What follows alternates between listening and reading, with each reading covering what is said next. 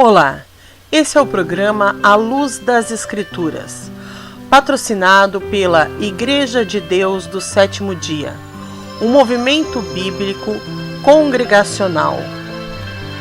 Antes de começar o estudo, não esqueça de deixar o seu like, clicando no joinha, inscrever-se no canal e clicar também no sininho para receber as notificações e novos vídeos. Deixe também o seu comentário, contribua com dúvidas, sugestões e elogios. Tenham todos um ótimo estudo sob a narração do evangelista Flávio Schmidt Carvalho. Que Deus abençoe a todos. Queremos nesse momento ler Hebreus capítulo de número 9, versículo 27 e 28, que será a meditação neste momento da palavra de Deus. Onde estão Enoque e Elias? É o tema que nós iremos estudar hoje. Hebreus 9, versículo 27 e 28. E como aos homens está ordenado morrerem uma só vez, vindo depois disso o juízo, assim também Cristo, oferecendo-se uma só vez para levar os pecados de muitos, aparecerá segunda vez, sem pecado, aos que o esperam para a salvação. Onde estão Enoque e Elias? Porque existe uma aura de mistério em cima disso aqui, e muitos dizem que Enoque e Elias estão lá no trono de Deus, já desfrutando da vida eterna. Será que isso tem realmente apoio nas Escrituras? É verdade isso mesmo? Pastor João Ananias, essa crença de que estão Enoque e Elias no céu, pois é, o que o irmão pode falar também um pouco a respeito? Conforme o irmão já tem colocado, é uma crença que ela tem a sua origem nos ensinos dos filósofos gregos, né? Sócrates, Platão, ela se originou disso aí. Então, a crença de ir para o céu, né? E depois eles céu. Misturaram com Enoque e Elias, né? Exatamente. Então, mas nós vamos ver, conforme já foi lido aqui em Hebreus 9, que aos homens está ordenado morrerem uma só vez, vindo depois disso o juízo. Então, se Enoque e Elias ainda estão vivos, conforme base nessa crença, aonde estariam? Porque há pessoas que até acreditam que eles estejam vivos, né? E como que ficaria então o processo da expiação do pecado, né, feito por Jesus Cristo? Conforme está ali no versículo 28, ó. Assim também Cristo, oferecendo-se uma vez para levar os pecados de muitos, aparecerá a segunda vez, sem pecado aos que o esperam para a salvação. No livro de Romanos, capítulo 5, em igualdade com o que foi lido em Hebreus, nós encontramos o apóstolo Paulo falando a respeito do mesmo assunto, a respeito da morte. Vamos ver, Romanos 5, versículo 12 e 17. Portanto, assim como por um só homem entrou o pecado no mundo, e pelo pecado a morte, assim também a morte passou a todos os homens, porque todos pecaram. E se pela ofensa de um e por meio de um só reinou a morte, muito mais os que recebem a abundância da graça e o dom da justiça reinarão em vida por meio de um só, a saber, Jesus Cristo. Então a morte, a primeira morte, a Bíblia fala de duas mortes, a primeira e a segunda morte, que é eterna. A primeira morte, ela veio por meio do pecado de Adão e Eva. E o apóstolo diz que através desta entrada do pecado veio a morte, e a morte passou para todos os homens. Pastor João Ananias, passou para todos os homens. O ouvinte viu ali na leitura de Hebreus 9 que está ordenado, quer dizer, é uma lei, é uma ordem vinda de Deus, a morte, a primeira morte. Ninguém vai escapar da primeira morte. O pecado no tempo do mundo antes do dilúvio fez com que depois Deus reduzisse a idade do homem. No mundo diluviano, um homem chegava a viver 969 anos, como foi o caso de Matusalém. Homens que viviam séculos devido ao vigor que havia no primeiro homem, o homem edênico. E que nós já explicamos que no milênio, que é o período da regeneração, vai voltar novamente esse vigor. As pessoas que sobreviverem ao Armagedon, que são os restantes das nações que vão restar aqui, eles também vão haver longevidade, como diz o livro de Isaías 65, que morrer aos 100 anos ainda é jovem. Mas com a entrada do pecado, diz o apóstolo Paulo, em Romanos, que a morte passou para todos, sem exceção para todos. E o livro de Hebreus diz que a todos os homens está ordenado morrerem e vão participar de um juízo. Paulo falou que todos nós compareceremos diante do tribunal de Cristo. Então não existe nenhuma exceção. Todos morreram, até mesmo Jesus Cristo, que é o primogênito, ele teve que passar pela morte. A Bíblia diz que Jesus desceu à sepultura, desceu ao inferno, que nas versões mais corretas diz desceu ao Hades. Hades é sepultura. Na verdade, ouvinte, a palavra inferno na Bíblia é a própria sepultura, é o lugar onde vão as pessoas que morrem. O próprio Senhor Jesus, ele desceu à sepultura. Em algumas versões diz ao inferno. Inferno não é um lugar lá que tem um caldeirão e o diabo com um garfo de tridente lá espetando as pessoas ou queimando. Isso é uma ideia paganizada, é uma ideia que vem sendo levada de pai para filhos como tradição, mas não tem base bíblica. A Bíblia diz que inferno é Hades, sepultura.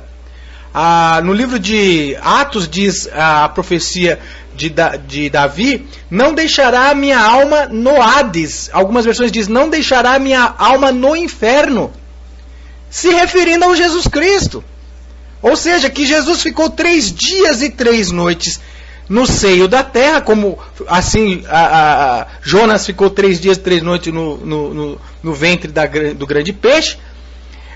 A Bíblia se referindo que ficou no Hades, que algumas versões traduzem inferno. Então inferno não é esse lugar dessa mente criativa que as pessoas têm, de um lugar que fica ali queimando eternamente. O fogo é eterno, mas as pessoas não são eternas. Nós não somos eternos. A Bíblia diz que todo aquele que crê em Jesus receberá a vida eterna, para que não pereça, mas receba a vida eterna. Significa que nós somos perenes, nós perecemos. E a única forma de nós nos tornarmos eternos é aceitando o Senhor Jesus Cristo, recebendo a vida eterna pela ressurreição da vida eterna.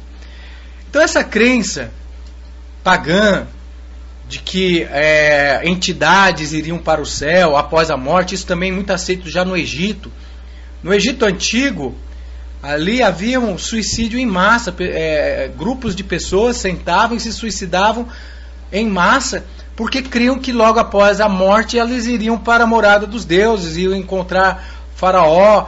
Enfim, eles construíam grandes pirâmides, porque eles criam que os faraós ainda continuavam vivos após a morte e deveriam ter a sua morada. Eles levavam até comida, deixavam comidas estocadas nas pirâmides, porque eles criam que após a morte os seus faraós iriam precisar daquelas coisas que eram colocadas ali.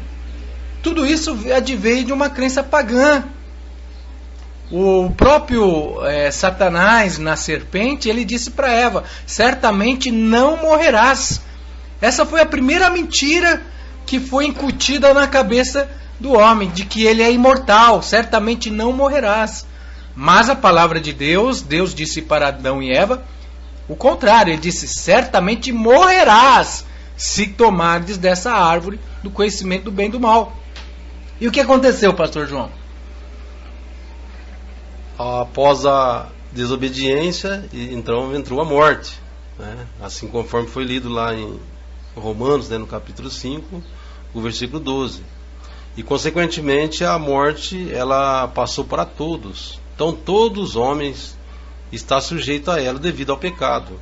Mas aí no verso depois 17 vem-nos uma palavra de esperança, uma palavra de fé, que é o dom gratuito da vida, por intermédio do Senhor e Salvador Jesus Cristo, que veio na figura do segundo Adão, na condição também humana, da mesma forma que o homem foi criado sem pecado, assim veio Jesus Cristo, porque sabemos que é obra e fruto do Espírito Santo. E ele veio então e agora adquiriu, comprou de volta este paraíso, que Deus criou no início. E ele vai ser estabelecido, e é sobre o planeta, porque o planeta vai passar por um processo de regeneração, de reconstrução, e isso é que aponta as profecias. Muito bem. No livro de Hebreus capítulo 11, nos fala da fé e exemplos de várias personagens, inclusive do Antigo Testamento, como Abel, fala de Enoque, Noé, Abraão, fala de Moisés, fala de José, Isaac, Jacó, enfim, fala de muitos personagens que foram exemplos de fé, exemplos de vitória na fé. Fala dos profetas, de Sansão, de Jefté, Davi, Samuel e de todos os profetas. No versículo de número 32 diz assim: E que mais direi? Pois me faltará o tempo se eu contar de Gideão, de Baraque, de Sansão, de Jefté, de Davi, de Samuel e dos profetas, os quais por meio da fé venceram reinos, praticaram a justiça, alcançaram promessas, fecharam a boca dos leões, apagaram a força do fogo, escaparam ao fio da espada, da fraqueza tiraram forças, tornaram-se poderosos na guerra, puseram em fuga exércitos de estrangeiros, as mulheres receberam pela ressurreição os seus mortos, uns foram torturados, outros foram não aceitando o seu livramento, para alcançar uma melhor ressurreição. E outros experimentaram escárnios, açoites e ainda cadeias e prisões. Foram apedrejados e tentados, foram cerrados ao meio, morreram ao fio da espada, andaram vestidos de peles de ovelhas, de cabras, necessitados, aflitos e maltratados. Veja bem, versículo 38 ao 40 agora. Dos quais o mundo não era digno, errantes pelos desertos e montes e pelas covas e cavernas da terra. E todos estes, agora mencionando todas as personagens do capítulo 11, todos estes, embora tendo recebido bom testemunho pela fé, contudo não alcançaram a promessa. Olha aqui, ouvinte, versículo 39. Não alcançaram a promessa. E o versículo 40 vai explicar por que eles não alcançaram ainda a promessa. Visto que Deus provera alguma coisa melhor a nosso respeito, para que eles, sem nós, não fossem aperfeiçoados. Eles não alcançaram a promessa da vida eterna ainda. Estão aguardando. E a razão pela qual o livro de Hebreus diz que eles não alcançaram é que Deus vai dar esta recompensa, essa promessa. Quando que Deus vai dar essa recompensa a todos os nossos profetas, a todos os servos de Deus? Isso está no livro de Apocalipse 11, 18. O livro de Apocalipse 11, 18 mostra quando que é o tempo de todos juntos receberem a promessa da vida eterna. Pastor Jonanias, lê para nós. Na verdade, as nações se enfureceram. Chegou, porém, a tua ira e o tempo determinado para serem julgados os mortos, para se dar o galardão aos teus servos, os profetas, aos santos e aos que temem o teu nome, assim aos pequenos como aos grandes, e para destruíres os que destroem a terra.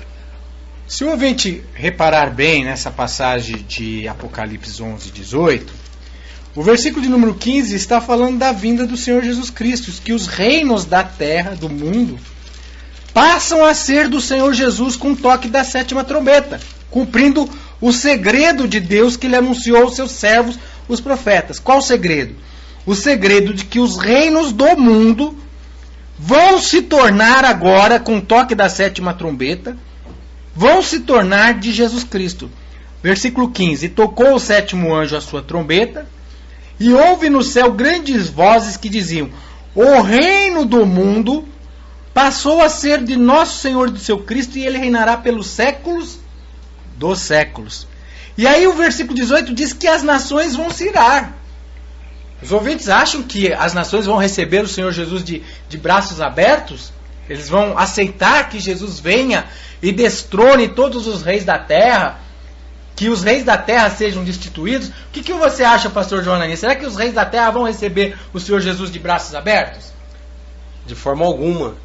Há uma profecia que Deus estará entrando em juízo com as nações. Vai haver uma guerra, então. Vai haver uma peleja. Vai haver uma grande peleja conhecida por Batalha do Armagedon, que com certeza, biblicamente falando, né, considerando as profecias bíblicas, se trata da Terceira Guerra Mundial, aonde Deus entrará em juízo com todos os povos, todos os reis governantes desse atual século.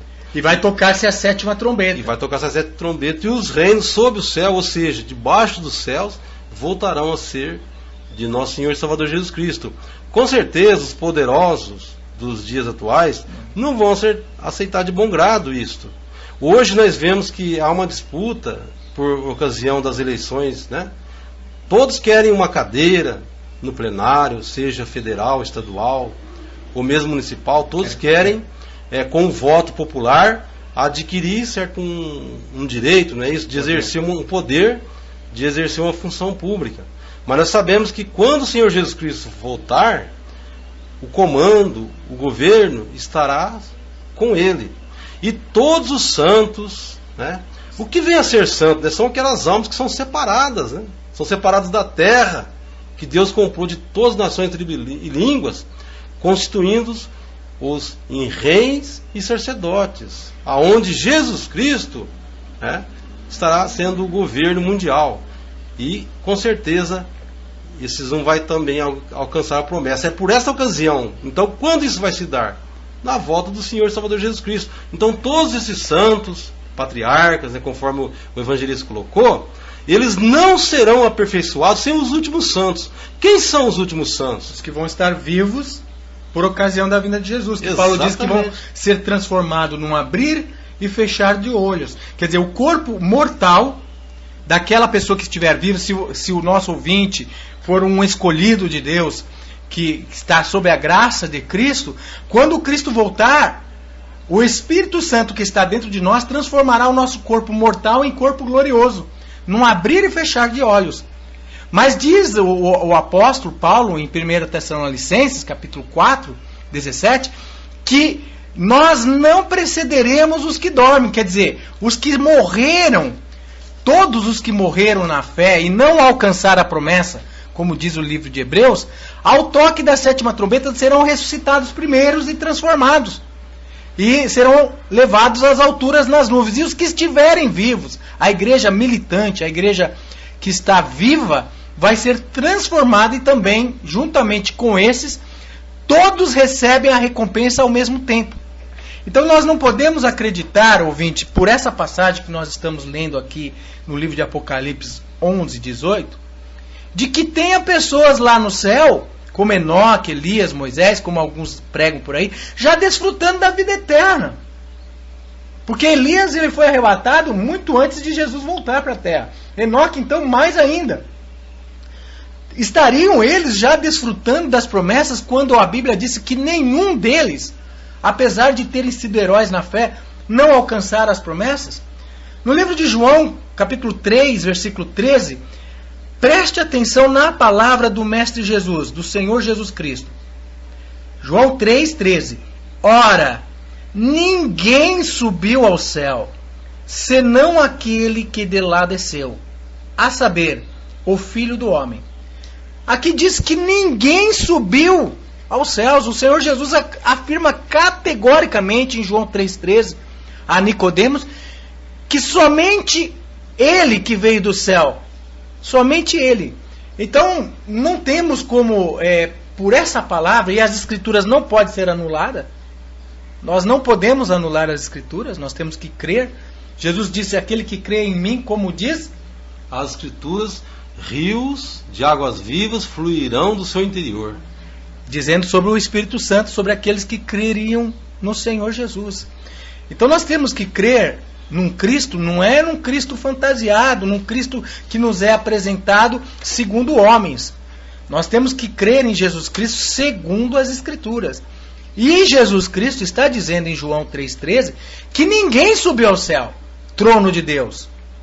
Elias foi arrebatado ao céu, mas o céu que nós vemos que Elias foi arrebatado não era o trono de Deus, porque tinha redemoinho, tinha fogo, num cavalo de fogo, numa carruagem de fogo.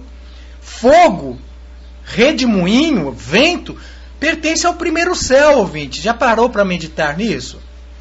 Nós podemos dividir na Bíblia claramente 3 céus.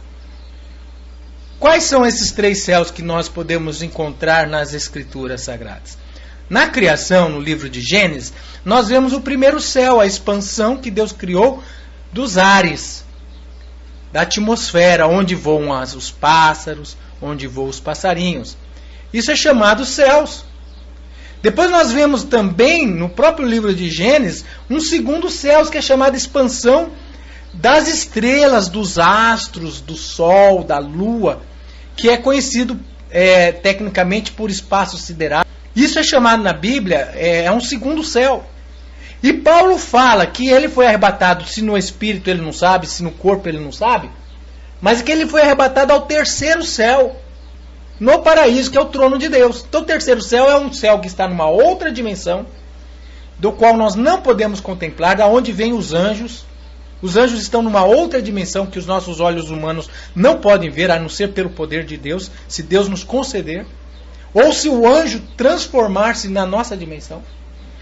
Esse céu, terceiro céu, da onde veio Jesus Cristo, da onde Jesus foi gerado, ele foi gerado pelo Espírito Santo, ninguém subiu a ele. Jesus está falando em João 3,13, ninguém, meu ouvinte, ninguém. Vamos crer na palavra de Deus, vamos crer na palavra do Senhor Jesus Cristo. E nós vamos agora encontrar, no capítulo de número 15, de 1 Coríntios, versículo 20, que Jesus foi o primeiro dos que ressuscitaram em corpo eterno. Em corpo eterno, Jesus foi o primícia dos que dormem. No capítulo 15 de 1 Coríntios, versículo de número 20. A palavra primícia aqui significando primeiro. No livro de Atos, capítulo 26, Atos 26, versículo 23, confirma novamente que Jesus Cristo é o primeiro daqueles que ressuscitaram com corpo glorioso. Quer dizer, não temos como crer que Enoque ou Elias já receberam um corpo ressurrecto, porque a Bíblia está falando que quem recebeu esse corpo ressurrecto foi o primeiro dentre os que receberam, é Jesus Cristo. O livro de Mateus fala daquela ressurreição que houve de muitos quando Jesus expirou na cruz, mas mesmo aquela ressurreição foi como Lázaro. Lázaro não foi ressuscitado ao 4º dia? Ele viveu, ele tornou a vida. Se Lázaro estivesse lá no paraíso, já desfrutando do paraíso, seria até incômodo para ele sair lá do paraíso e voltar aqui de novo a viver na terra. E Jesus falou que Lázaro dormia. Agora nós vamos ver a respeito da transfiguração. Porque houve uma transfiguração onde Jesus subiu num alto monte, mas antes de Jesus subir a esse alto monte, ele fez uma promessa. Isso está em Mateus 16, versículo 27 e 28.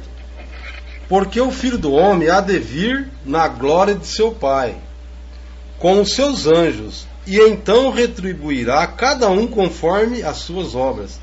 Em verdade vos digo que alguns atos que aqui se encontram, que de maneira nenhuma passarão pela morte, até que vejam vir o Filho do Homem no seu reino.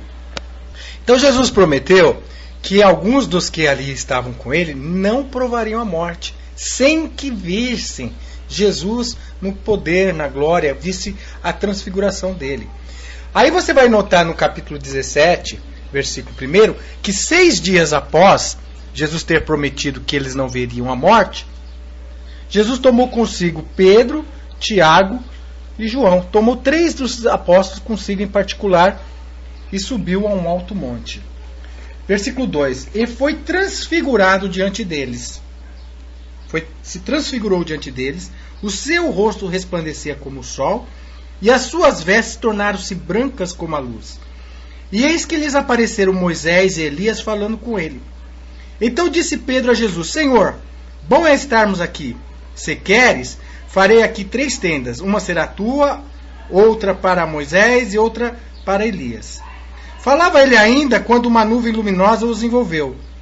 E eis vindo da nuvem uma voz que dizia: Este é o meu filho amado, em que me comprazo. E ele ouvi. Ouvindo-a, os discípulos caíram de bruços, tomando de grande medo. Aproximando-se deles, tocou-lhes Jesus, dizendo: Erguei-vos, não temais. Então eles, levantando os olhos, ninguém viram, senão a Jesus.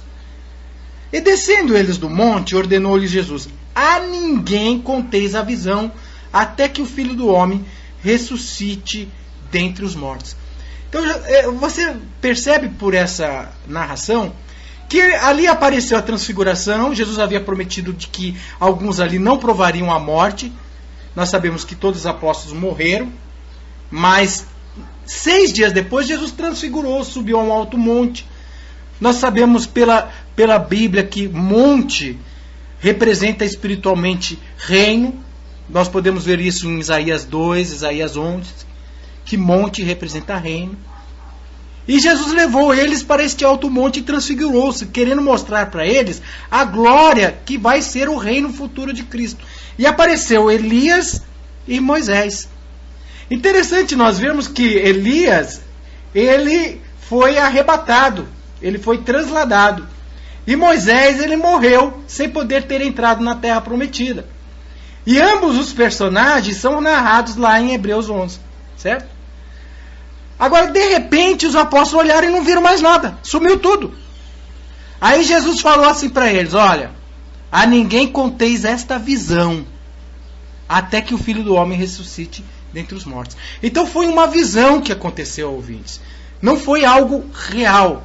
Essa palavra visão do grego aqui, que aparece no livro de Mateus capítulo 17, é a mesma palavra que aparece da visão de Pedro em Atos capítulo 10.